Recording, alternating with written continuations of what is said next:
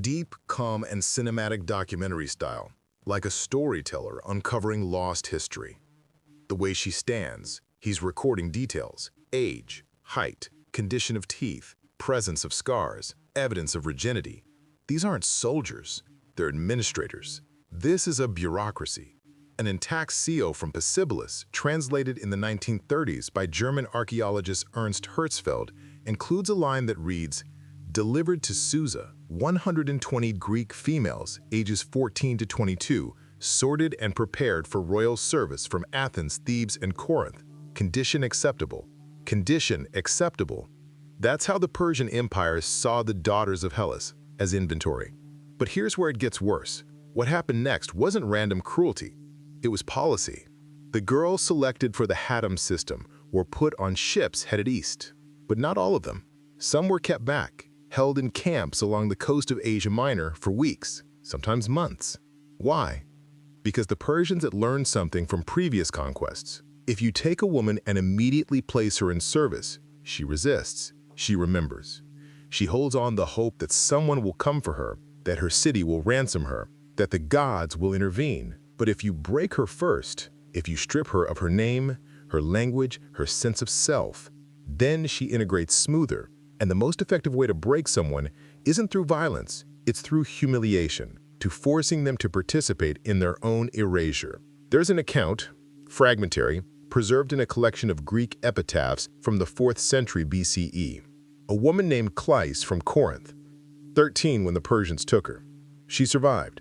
Decades later, she returned to Greece as an old woman and left an inscription at a temple near Olympia. "I was Cleis, daughter of Nicodemus. They took me in the year of the fire. They gave me a new name. I will not speak. I served in the house of the king's cousin for 16 years. When they freed me, I had forgotten the hymns my mother taught me. I have come here to remember. This stone will remember for me." 16 years. She was 29 when she was freed, and she had forgotten the hymns. That's not enslavement, that's cultural annihilation. The camps where these women were held weren't prisons. They were re-education centers. Girls were taught Persian, how to bow in the Persian manner, how to prepare Persian food, wear Persian dress, adopt Persian mannerisms. Those who resisted were starved. Those who complied were rewarded with slightly better treatment. And those who resisted too much, there's a mass grave near Sardis, excavated in 1958, containing the remains of over 300 women dated to the early 5th century BCE. The bones show signs of malnutrition, blunt force trauma, evidence of systematic abuse. The archaeologists noted something strange. Almost all of the skulls faced west, as if even in death, they were trying to go home. By late 479 BCE, the first wave of Greek captives reached Susa, the administrative heart of the Persian Empire. The city is vast, glittering, impossibly alien to a girl from a Greek village. Columned halls stretch higher than any temple in Athens. Gardens bloom with flowers that have no Greek names. The air smells like incense and cardamom, and something sweet she can't identify. And in the center of it all is the palace complex where the royal harem resides. This is where the myth meets the horror. The word harem conjures images from Hollywood. Veils, incense, luxury, but the royal harem of Persia wasn't a brothel. It was a political institution, a place where the daughters of conquered peoples were transformed into assets of the empire. Here's how it worked. According to records from the Persepolis fortification tablets, administrative documents that survived because they were baked in a fire when Alexander the Great burned the city in 330 BCE, women entering the harem system were divided into ranks. At the bottom, domestic servants. Above, concubines. At the top, those selected to bear children for Persian nobles.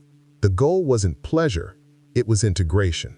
The children born to Greek mothers and Persian fathers would be raised Persian, but with enough Greek blood to serve as intermediaries, translators, administrators in the newly conquered territories. It was genetic colonialism. But not every girl made it that far. A girl named Thalia, her name preserved in a Babylonian administrative tablet from 477 BCE, was 15 when she arrived at Susa. The tablet records that she refused integration and was placed in a disciplinary unit. What that meant exactly is spelled out in another document. Forced labor in the palace weaving rooms. 14 hours a day, minimal rations, no contact with other Greek women. She lasted 8 months. Cause of death recorded as exhaustion. But some of the girls did survive integration, and what happened to them is in some ways worse than death, because they became complicit. There's a letter, an actual letter preserved in the dry sands of Bactria and translated in the 1970s. It's from a woman named Roxanne, a Greek name meaning bright. She's writing to her sister back in Thessaly, dated around 470 BCE. She writes, "I am well. I have learned the language. I have learned the prayers. The king's steward has taken me as a secondary wife. I have given him a son. He is beautiful. He has your eyes, but he will never know your name. Please do not try to find me. I am not who I was. I am not who I was." That is the sentence that should haunt you. Because Roxanne survived. She was fed, clothed, elevated in status. She had a child, and in exchange, she gave birth to a son who would grow up Persian, who would never know his mother had once prayed to Athena, who would never sing the lullaby she learned as a girl in Thessaly. This was the true strategy. Not massacre. Massacre creates martyrs. Songs are written. Stories are told. The dead become immortal. But assimilation, slow, methodical, bureaucratic. Taking the daughters of your enemies and turning them into the mothers of your next generation of administrators. And it worked. By the mid-5th century BCE, there were thousands of Greek-Persian children serving in the Achaemenid administration. As the years passed, the daughters of Hellas became silent threads woven into the Persian Empire, no longer just captives, but instruments of assimilation. Some were forced to abandon their language, traditions, and childhood memories, raised in royal harems and re-education camps where survival meant forgetting who they once were. While a few left inscriptions as testimony, most were lost in the empire's meticulous records and mass graves, each name erased, each lullaby unsung. Persian policy was clear. Victory came not only through war, but by transforming Greek women into intermediaries, mothers of the next generation of administrators, bridges to new lands and new power. It was a legacy of genetic colonialism and cultural erasure. Their suffering wasn't random. It was strategy, shaped by bureaucracy and sustained by silence.